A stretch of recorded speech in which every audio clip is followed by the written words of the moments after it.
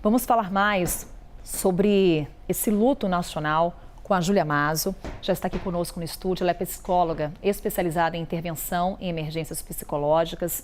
Atuou inclusive em outros acidentes aéreos, outras tragédias que acompanhamos aqui no Brasil. Mais uma vez, Júlia, muito obrigada por estar conosco. O Pedro Duran foi quem fez o convite, também está aqui para essa conversa. Bem-vinda. Agradeço. Bom dia. Obrigada pelo convite. Bom dia. Bem, Júlia, falar um pouco sobre esse primeiro acolhimento aos familiares e amigos dessas vítimas. A gente sabe que nesse momento, inclusive, uma força-tarefa foi montada em Vinhedo, naquele primeiro acolhimento. Como que você aborda um familiar que, nesse momento, chora a perda de um parente, que você se despediu? A gente sempre se coloca na situação, né? Se fosse eu, se fosse meu amigo, como eu poderia lidar com uma situação como essa? Porque é uma tragédia, algo completamente inesperado acontece, você recebe uma ligação, enfim, vai em busca de uma informação e é o seu parente que estava ali naquela aeronave. Como abordar essa pessoa? O primeiro ponto é sempre ter o respeito, né, pelas pessoas que estão envolvidas com a situação. Então, respeito e não ser de modo algum invasivo, né? Então, se a pessoa quiser conversar sobre o assunto, ok.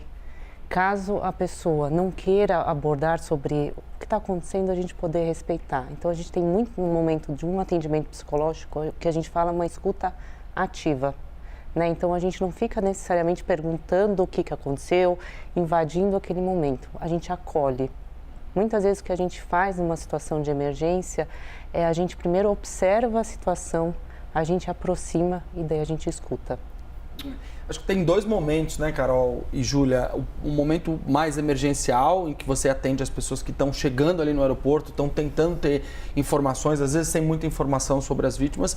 E tem um momento posterior que essas pessoas, obviamente, vão precisar de um acompanhamento por muito tempo. A gente até preparou uma arte que mostra como tem que ser esse espaço dos primeiros socorros, que são primeiros socorros psicológicos, que a Júlia ajudou a gente a montar, Júlia. E aqui a gente traz um pouco de como é que é esse ambiente, né? Então a gente tem aí, mais próximo de você, uma das coisas que você destacou, comida, bebida e água, um lugar com segurança física, aqui a privacidade, o trabalho eventualmente, na maioria das vezes, é feito em dupla, os atendimentos individualizados e uma retaguarda médica. Queria que você explicasse um pouquinho pra gente como é esse espaço ideal, como tem que ser esse cenário para atender essas pessoas. O que eu acho que é bem importante a gente diferenciar de um atendimento de consultório, né? A gente não tem um setting ideal num acidente aéreo, num desastre. Então, muitas vezes a gente atende onde é possível. Eu já atendi em situações sentada na calçada. Então, a gente faz o que é possível. Não necessariamente a gente vai ter um ambiente ideal. Quando é possível buscar a privacidade, a gente tem que sempre manter a segurança física. Então, algo que a gente prioriza é um espaço que a gente tenha segurança física e segurança emocional também. Longe de onde aconteceu o desastre, né? Que não seja muito próximo, né? É que muitas vezes, né, as pessoas nesse momento, se a gente pensar um pouco nas funções cognitivas, elas vão estar muito mais desorganizadas. Então, muitas vezes, o nosso trabalho é de mantê-las em segurança física, porque o intuito, às vezes, é de sair correndo, que nem num acidente da TAM, né, de sair correndo no meio da avenida. Então, a gente tem esse olhar. Comida, bebida, para a gente conseguir dar um acolhimento também. Você falou que muitas vezes vocês usam chá também, né? Chá, água, né? É um momento que a gente vai olhar condições básicas de saúde, que nem eu falei, é diferente do atendimento em consultório. Então, a gente vai ver se esse familiar tem algum problema de saúde, dar uma água, um acolhimento dentro do necessário. Os atendimentos, normalmente, a gente trabalha em dupla, mas não necessariamente realiza o atendimento em dupla.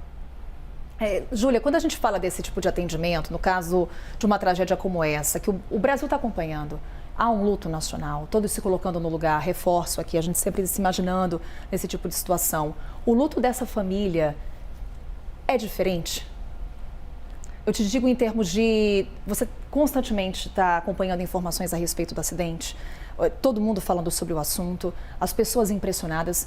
Quando um parente ou um amigo morre numa tragédia como essa, você vivencia o luto de uma forma muito diferente? A gente tem o que a gente fala do luto coletivo, né? Que é um luto compartilhado. Então, a gente não deixa de ter o luto individual, mas a gente está constantemente com imagens sendo expostas sobre a situação. A gente tem uma comoção social e política sobre a situação.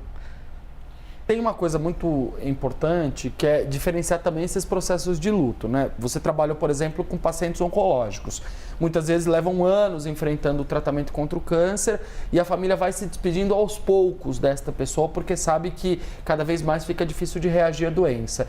Nesse caso, você recebe a notícia de uma morte de uma hora para outra. Você não estava esperando que aquilo pudesse acontecer. Qual que é a diferença desses dois tipos de luto? Numa situação de adoecimento, a gente tem o que a gente fala de um luto antecipatório. Então, a gente já vai tendo perdas com o próprio adoecimento, quando você já tem um diagnóstico. Num caso de uma tragédia, você não teve esse tempo, né? A pessoa não teve um tempo para se preparar. Como seguir em frente, Júlia? Pedir ajuda se tiver difícil. Então, quem está passando por esse momento, se precisar de ajuda, peça ajuda, na minha opinião. É um momento difícil que vai passar por um processo de luto. O luto faz parte da situação, não é patológico. É um processo natural diante da situação. O quanto, por exemplo, o avanço de investigações também auxiliam nesse processo? Porque a gente acompanha muitos parentes em suas declarações, obviamente cobrando respostas do que aconteceu. O quanto que isso também auxilia nesse processo de luto, nesse processo psicológico? Assim como adicionando a pergunta da Carol, você ter um corpo para poder velar, para poder se despedir, aquela despedida física. O que é muito comum que a gente vê nessas situações é que as famílias se unem. Então, muitas vezes elas se formam uma associação também. Então, essa associação onde eles podem fazer algo, sair da impotência para algo ativo, ajuda no processo de luto também. E aí, obviamente, você tem esses elementos da investigação como ajudando a explicar para as famílias o que de fato aconteceu. Acalanta, isso tem uma sensação de esclarecimento que ajuda nesse momento de luto? A pessoa vai atrás, muitas vezes, do que ela considera ser a justiça, mas tem algo que é da dor, do sofrimento, do rompimento de um vínculo que é extremamente significativo, né? Então, acho que precisa diferenciar esse ponto, né? A dor que a pessoa vai vivenciar e ela poder ir atrás daquilo que ela considera correto. Júlia Mazzo, conversando conosco aqui ao vivo sobre essa tragédia no interior de São Paulo. Mais uma vez, Júlia, muito obrigada pela sua presença aqui conosco. Eu que agradeço, Júlia. E me solidarizo aos familiares e amigos das vítimas também. Obrigada, Júlia. Obrigada, Valeu. Pedro. Até já.